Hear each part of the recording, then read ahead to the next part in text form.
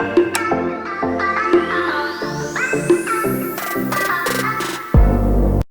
everybody, welcome back to my channel. My name is Cindy. 2021 is here and I want to reflect about the books I read in 2020. So last year I read 15 out of the 20 books I set myself out to read. So let's talk about the books I read in 2020. The first book being The Best We Could Do by P. Bowie.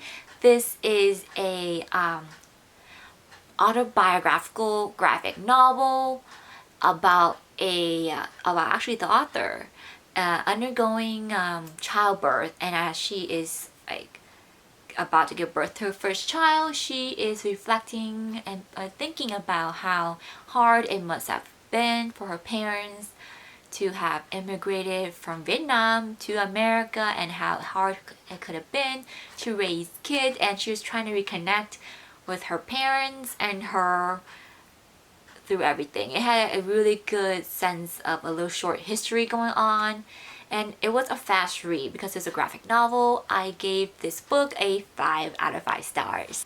Grave Maiden by Kelly Coon. I really like the premise for this book about a ruler or a lugo who happened to die, and in order to honor him they have to select 3 sacred maidens to accompany him to the netherworld. In other words, they have to select 3 maidens to be buried alive with him. And it just so happened the main character realized that the ruler did not die of natural causes, that the ruler himself was killed by someone, so she's trying to act as a mystery detective and at the same time a secret maiden to figure out who killed the ruler before she is used as human sacrifice to the netherworld. I gave this book a 4 out of 5 stars because it had a good premise, but the ending was really dragged on. The Silent Patient by Alex Michael Lidd. This was one of my favorite reads of 2020 because this book was such a good thriller to read. I really liked how this one is about a woman who was caught at the scene of her husband's murder, and they think she did it, but she kind of doesn't want to confess. She remains silent, so they take her silence as her way of saying, hey, I did it. So they sent her to a mental institute. So there is a psychologist who wants to work in that mental institute to talk to her to find out what really happened, like on the day of the murder. I gave The Silent Patient a 5 out of 5 stars. Highly recommend you guys read this. It's a great read. Fairest by Marissa Myers. I finally got around to reading this book, guys. I read the other main books in Lunar Chronicles and I somehow was just not really like interested in reading it until now. I actually borrowed the ebook of fairest from the library, so it was really nice listening to someone read this book to me so that I can hear the pronunciations of the names, because we all know how amazing I am with pronouncing names. So I really thought this book was a really good background history as to how, you know, Lavana came to how she is. I gave it a 3 out of 5 stars. The Next Person You Meet in Heaven by Mitch Albom. This is the sequel to The 5 People You Meet in Heaven. I really thought this book was very enlightening and very inspiring to read. It's basically about the girl who got rescued in the first book, and now she somehow has find herself in limbo. So she's like in between both worlds, and she meets the man who saves her again, Eddie, and he's gonna let her meet the 5 people who she's gonna be in heaven, and she's gonna realize much more about herself and really get, you know, like enlightening. And I don't know, it's just like, it's very different read from most of the books I ever read. I give this book a 4 out of 5 stars. House of Salt and Sorrows by Aaron A. Craig. This is a fairy tale retelling of 12 dancing princesses. In that, there are some paranormal activities in it, which I like a lot. It gave it a little bit of a scary vibe when I read this at night. I really liked how they really like took this fairy tale and made it up to another level, you know. I gave this book a 4 or 5 stars. It's mainly about, basically about, like, you know, how these 12 princesses all start to suddenly die one by one. And there's one princess who's like, what is going on? I had to find out why my sisters are getting killed all one by one. Harry Potter and the Sorcerer's Stone by J.K. Rowling.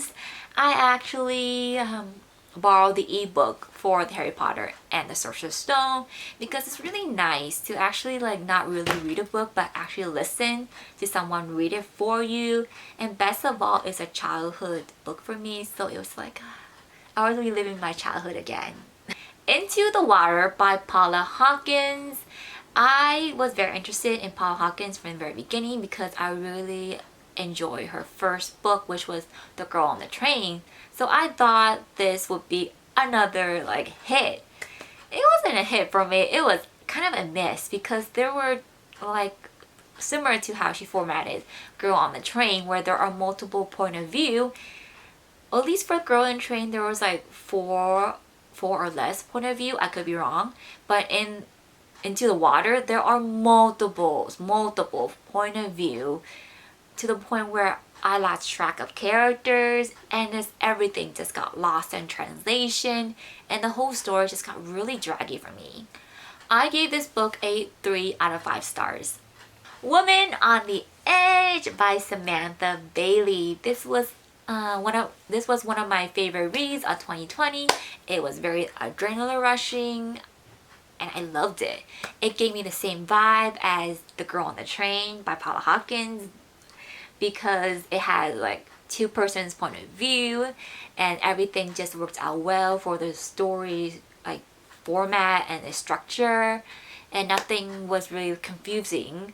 I gave this book a 5 out of 5 stars. Highly recommend you guys read this because it happened to be the author debut novel. Sight by Neil Schwarzman. I finally got around to reading this trilogy because it is very popular on BookTube.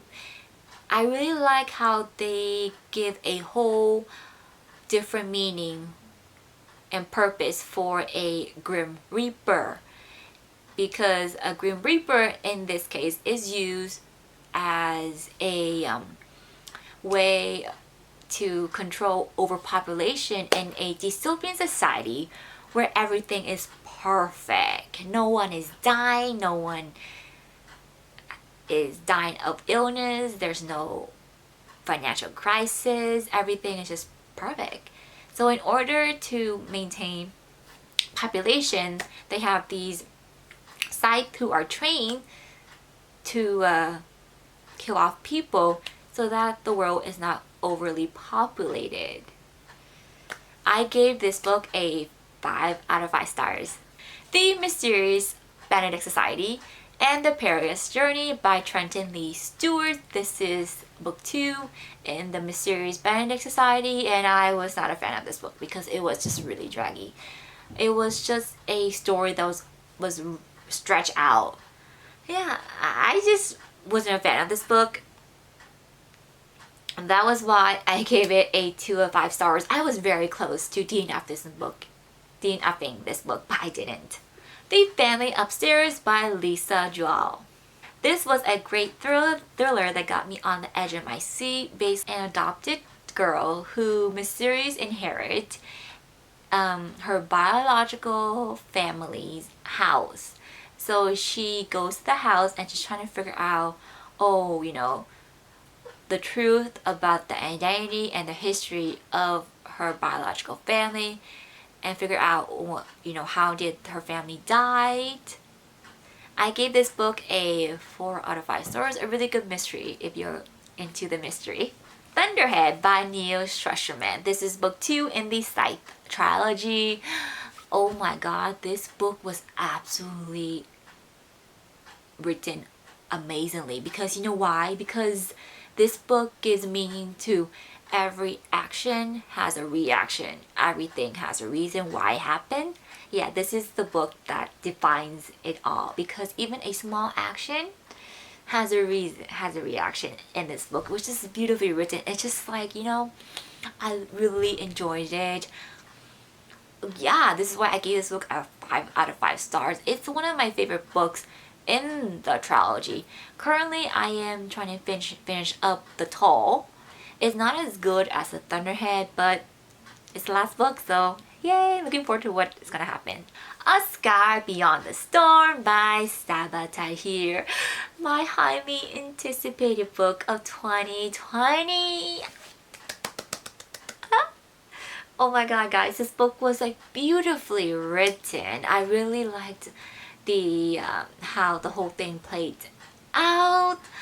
I cry, I laugh, and I dance in joy when I read this book. It was just like, it makes it all go around in a circle for me because I have been reading this book, or been into this book for the last like 5 years, ever since it was first published, and now it's like the end. And I do not know what I want to do with my life now because I finished the series, so I'm waiting for the next series or something else that Salvatore here is gonna write. The Starlet Sea by Erin Morgenstern. This book was really weird as F to read. Why? Because it's has a lot of, very confusing in a sense because there are multiple stories in a story. So you're jumping from one story to another that I didn't know what I was reading, and I had to reread some of the stuff I was reading because of it. Don't get me wrong, the writing is good, but it's just the way that the story is formatted that made it just like I was jumping from one story to the next or jumping back to that story. It was just like I had to keep track of everything, which was something different from me because usually when I read books it just flows. This one just like goes up, down, and across, down, and all around, So yeah, it was magical, but I think I got lost in the underground magic library. Okay, seriously, I got lost along the way, but I did finish reading it and I gave it a 3 out of 5 stars. For 2021, I plan to read 21 books. Get it? 21 books in 2021. So that's it. Tell me if you have read any of the books or planning to read the books I mentioned in this video. Thank you for watching, guys. I'll see you soon in the next video. Bye!